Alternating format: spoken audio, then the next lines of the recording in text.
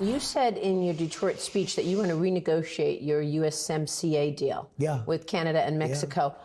But doesn't that undermine the deal that you put together? No, because I put together a deal that gives me the right to renegotiate, because these are very smart people. Why do you want to renegotiate it? Because I want to make it a much better deal. I want to take advantage now of the car industry. Which lets me do that. So I put a clause in. The hardest clause I had with them was, I want to be able to see how it's working, and I want to renegotiate. No way, we want it, I said, that's the way it is. Either you do that, or I'm not going to make a deal, and I don't mind. I didn't mind not making a deal, by the way. The problem we had is NAFTA. We had to get rid of it. It had to get out. It was the worst deal. Do you know when they signed NAFTA many years ago, they made typos and they made mistakes in the agreement that normally you would just sit back and change the following day? Nobody went back to change it. And it was things like numbers, they put wrong numbers in. They didn't really put wrong. The other people made them put wrong numbers. They put wrong numbers in. And nobody changed it for 30 years. So what about USMCA? What do you want to renegotiate? There are always things that you can do better. I got a clause that gives me the right to renegotiate it. Who else would think of that except a business person, a good one? I'm a really good business person, I will tell you. So that's the story. I'm able to renegotiate it. And I will renegotiate to the benefit of our country. We've been screwed by Mexico and by China and by Canada and by the European Union. Oh, European Union, it sounds so nice. The villages of the European Union, right? They are brutal. When you add up all of those countries, they're about the same size as us. They're a little bit smaller.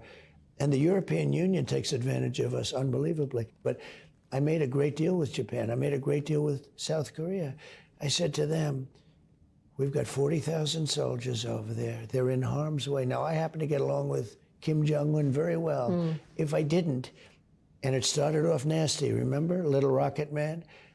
I called him Little Rocket Man. He called me things. And then he said, I have a red button on my desk.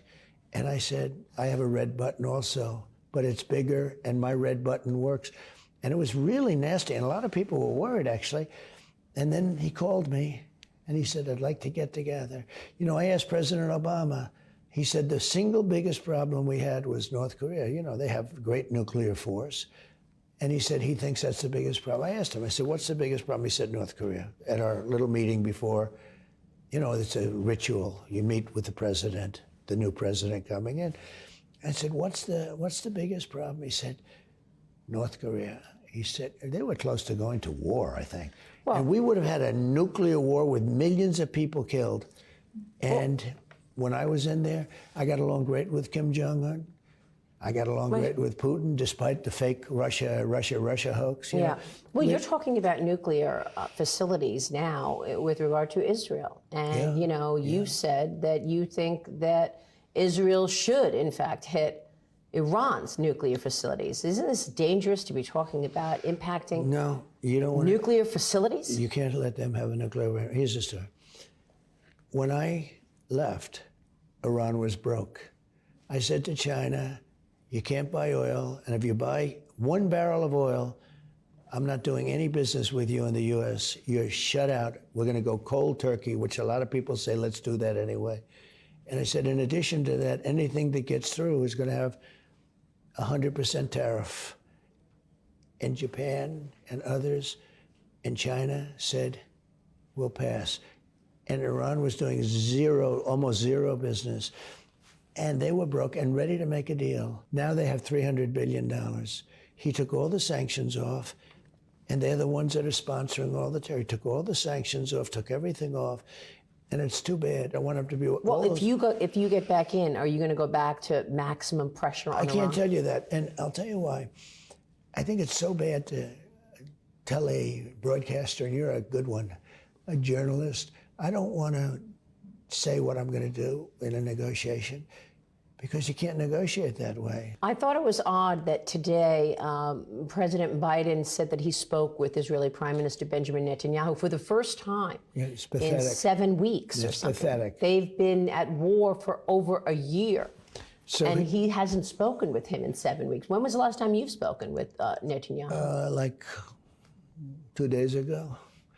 And he came to my house in Florida, Mar-a-Lago, with his wife, who was lovely. But he came to Mar-a-Lago. He came to, I guess he was I saw the visit. at the White House, maybe the UN. Is there anything you could share with us in terms of that, the Israel-Iran conflict? What would you do to end the war on Israel? I could tell you that Bibi has been very strong.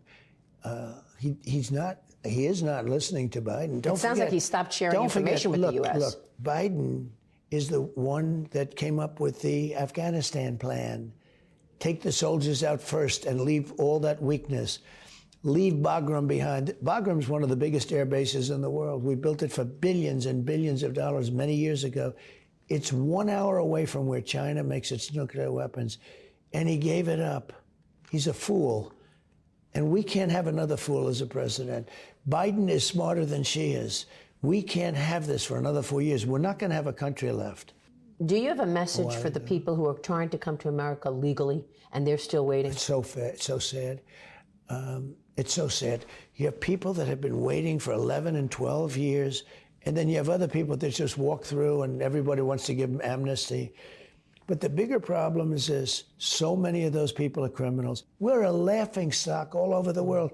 They are opening up their jails, and they're opening up they're taking MS-13s off the street. I took them out by the thousands. ICE. We love ICE. I love ICE. They fight. They know how to fight. They like to fight. But they love our country. And you put them into what they call a rat pack of MS-13, probably the worst gangs in the world. They use knives because it hurts people more. You put them into that, and it's a rough deal. But there are people who are coming here legally, and they're waiting for years to get their citizenship. So do you have a message for those people? Yeah, stay there, because we want people to come in. Just so you understand, I want people to come in, but they have to come in legally. That's going to be stepped up. You know, we need more people, especially when these companies are coming in. We're going to have companies, but they have to come in with love for the country, and they have to come in with some competence. I'm Steve Ducey. I'm Brian Kilmeade. And I'm Ainsley Earhart. And click here to subscribe to the Fox News YouTube page to catch our hottest interviews and most compelling analysis.